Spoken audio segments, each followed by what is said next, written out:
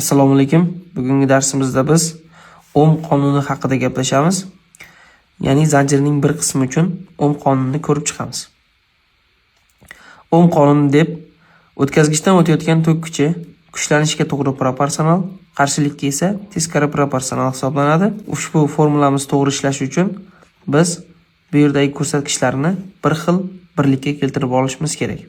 Ya'ni tok kuchini amperga, kuchlanishni voltga, qarshilikni esa ohmga keltirib olsak, formulamiz to'g'ri ishlaydi. Ohm qonuni qo'llanilishini amaliy jihatdan ko'rib chiqamiz.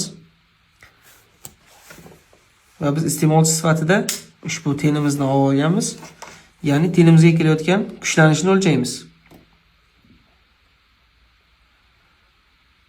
Tenimizga hozir 67.4 volt kuchlanish kelyapti. Buni yozib olamiz. Endi esa iste'molchimizning qarshiligini o'lchab olamiz.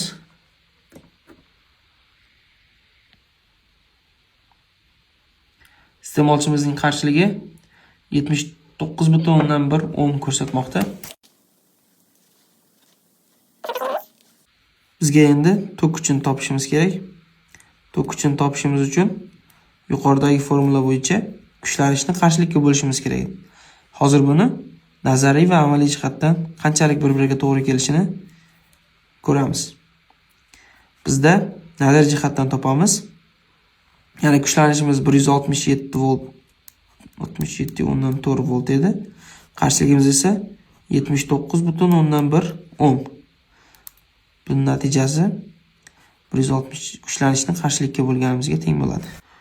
Natijamiz 201 amperga teng bo'ldi. Endi amaliy jihatdan qanchalik to'g'ri kelishini ampermetrimiz orqali tekshirib ko'ramiz. Amalda 203 amper iste'mol qilmoqda. Endi buni kuchlanishlarini boshqatdan tekshiramiz. Kuchlanishimiz o'zgarib qolgan bo'lishi mumkin. Kuchlanishimiz ko'tarildi, ya'ni 184 voltga ko'tarildi.